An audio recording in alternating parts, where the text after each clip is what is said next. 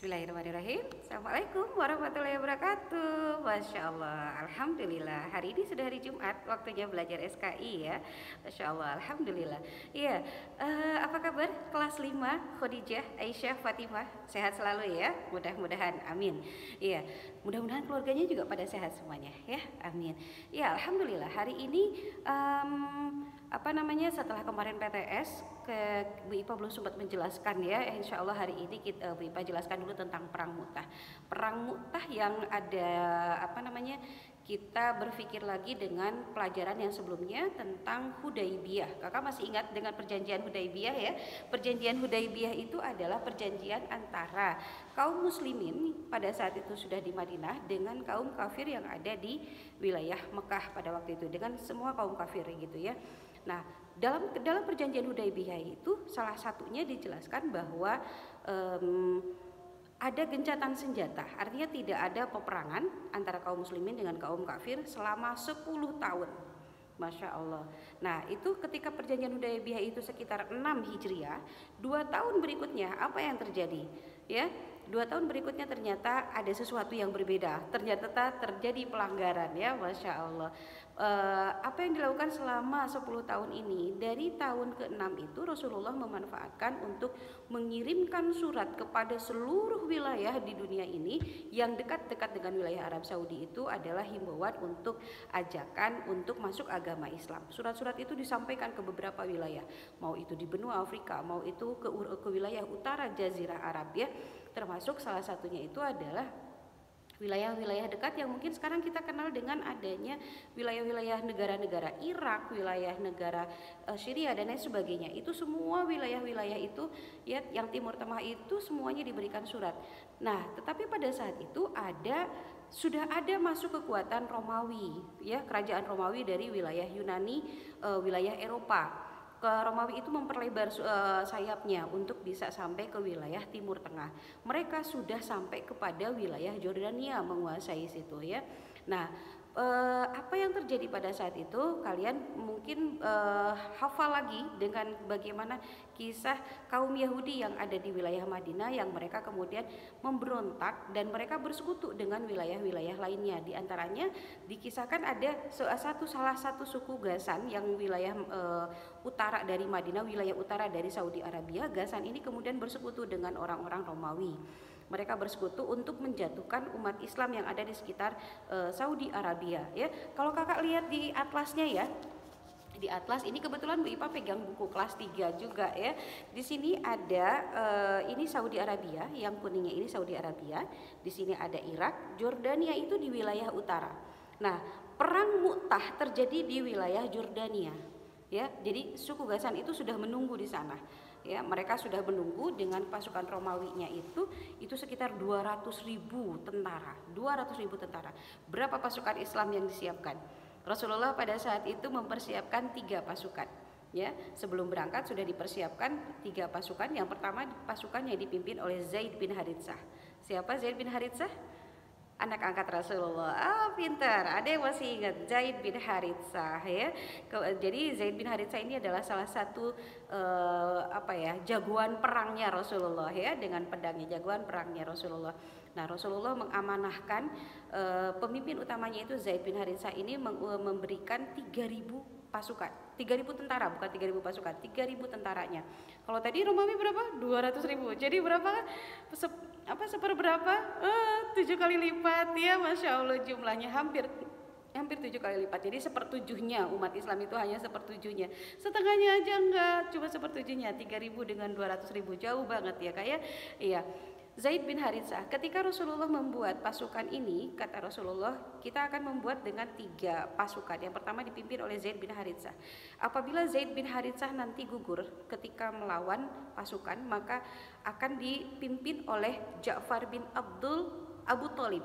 Siapa? Sepupu Rasulullah. Ja'far ini adalah saudaranya Ali bin Abi Thalib.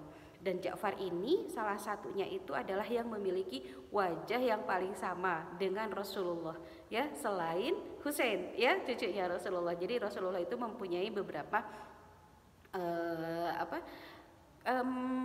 yang mempunyai wajah yang hampir mirip dengan Rasulullah. Salah satunya itu adalah Ja'far, kemudian Husainnya, ya cucunya. Ja'far inilah yang kemudian memimpin.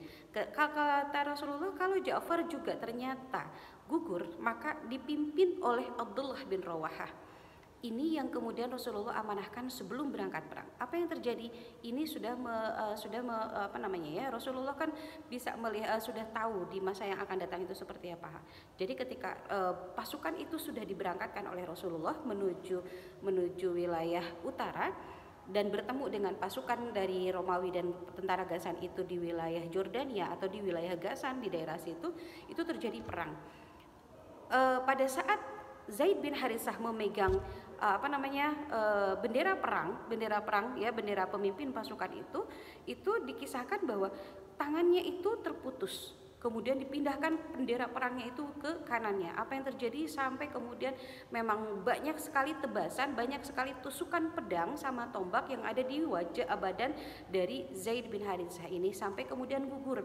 Tetapi bendera perang ini sebelum jatuh ke tanah diambil oleh Zaid bin Harithah, maka pasukan Zaid bin Harithah kemudian yang maju ya. Walaupun yang pasukan Zaid bin Harithah tidak mundur juga gitu ya, tapi yang kemudian maju yang paling duluan itu adalah Ja'far bin Abu Thalib ya. Ja'far bin Abu Thalib juga dikisahkan seperti itu. Jadi bendera itu ketika di tangan kanan ya, bendera di tangan kiri, pedang di tangan kanan, itu juga pedangnya juga kedua tangannya juga kena tebas. Pada yang bendera di sini pindahkan ke sebelah sini, yang ini ditebas pindahkan sampai dipegang oleh kaki, sampai akhirnya ketika Ja'far jatuh dari kuda perangnya, diambillah ketika kakinya juga kena tebas, diambillah oleh kemudian Abdullah bin Rawahah. Siapa Abdullah bin Rawahah yang Rasulullah persiapkan? Salah satu sahabat Nabi, Masya Allah. Kelebihan dari Abdullah bin Rawahah ini adalah beliau tidak pernah meninggalkan saum sunnah. Bahkan pada saat itu saum sunnahnya Abdullah bin Rawahah itu sampai tidak dibatalkan. Pada perang Mu'tah yang pada saat itu terjadi tahun 8 Hijriah, dua orang yang bertahan pada saat perang Mu'tah. Rasulullah bertahan dengan tidak membatalkan saum. Pada saat itu panasnya bukan main. Dalam kondisi perang, Rasulullah tidak ingin meninggalkan saumnya. Dan yang kedua yang tidak meninggalkan saumnya adalah Abdullah bin Rawahah. Jadi kata Rasulullah, dari semua sahabatnya yang tidak pernah meninggalkan saum sunnah, ya, itu adalah Abdullah bin Rawahah. Dan Abdullah bin Rawahah itu sebelum memimpin, pada saat memimpin perang, apa yang terjadi? Nangis duluan. Masya Allah. Maka kata kata pasukannya, kenapa engkau menangis ketika memimpin kami? Inilah Shirathul Mustaqim. Dibacakan ayat Al-Quran yang kemudian. Ya, alhamdulillah. Kita tadi meneruskan ya tentang Abdullah bin Rawahah. Jadi setelah yang pertama itu adalah Zaid bin Harithah gugur dalam perang, kemudian Ja'far bin Abu Thalib juga gugur, Abdullah bin Rawahah dalam kondisi saum pun kemudian berperang, itu juga kemudian gugur. Insya Allah semuanya mati syahid. Dan inilah yang kemudian kata Rasulullah sebelum berangkat itu, kalau ketiga-tiganya syahid gugur, maka kemudian pilihlah di antara kalian. Dan pada saat itu ketika Abdullah bin Rawahah jatuh dari kudanya kemudian meninggal, bendera perang kemudian diambil oleh Khalid bin Walid. Khalid bin Walid inilah yang kita kenal sebagai jagoan perang juga, dan memang pernah berlawanan dengan dengan pasukan perang Islam ya. Jadi Khalid bin Walid itu asalnya memang sama-sama kafir, kemudian masuk ke agama Islam setelah pernah berperang melawan umat Islam juga. Tapi beliau ketika masuk Islam kemudian langsung berjihad dengan umat Islam ya. Khalid bin Walid kemudian mengambil taktik, dia membawa pulang pasukan tetapi dengan menghentakkan kaki dari kuda-kudanya, sehingga seolah-olah dari belakang itu pasukan kuda dari wilayah Madinah seolah-olah datang untuk membantu ya, dan pasukan dari Romawi dan Ghassan pun mereka sebetulnya mereka juga ketakutan, wah masih ada pasukan nih dari umat Islam. Mereka kemudian mundur juga. Jadi bukan hanya pasukan Islam saja yang mundur, tapi pasukan kaum kafir juga ikut. Ya, Kakak, jadi hari ini kita belajar tentang perang Mu'tah ya. Perang Mu'tah salah satu-satunya perang yang terjadi di luar wilayah Jazirah Arab, yaitu di wilayah utara Jazirah Arab yang sekarang kita kenal dengan wilayah Jordania. Mudah-mudahan paham ya, Masya Allah, dengan penjelasan Bu Ipah. Kakak boleh cari nanti di YouTube ya, banyak film yang tentang kisah perang Mu'tah. Iya, Alhamdulillah. Hari ini Bu Ipah mengingatkan saja ya. Jadi tugas yang dari bab ini yang pertama itu adalah kemarin sudah banyak yang memberikan video ke Bu Ipah tentang perang Mu'tah dengan gambar-gambarnya ya, perang Mu'tah. Perang apapun yang kakak bisa jelaskan, perang Mu'tah, Tabuk, Hunain, Badar, boleh yang manapun perang-perangan, kemudian ada gambarnya, kakak jelaskan dengan video. Kemudian yang tugas tertulisnya itu adalah kakak menjawab ya latihan soal yang halaman 65-66. Ya, dicicil aja, pekan depan libur, jadi kakak bisa ketika liburan sedikit-sedikit aja, 1 hari 1 soal karena cuma 20 soal, nanti kita ketemu lagi 2 pekan berikutnya ya, jadi santai saja, kakak boleh kerjakan, dicicil saja ya, halaman 65-66 ya. Oke, terima kasih ya semuanya, sehat selalu. Kita tutup dengan hamdalah bersama-sama. Alhamdulillahirobbilalamin. Terima kasih sekali, mohon maafnya dari Bu Ipah. Wassalamualaikum warahmatullahi wabarakatuh.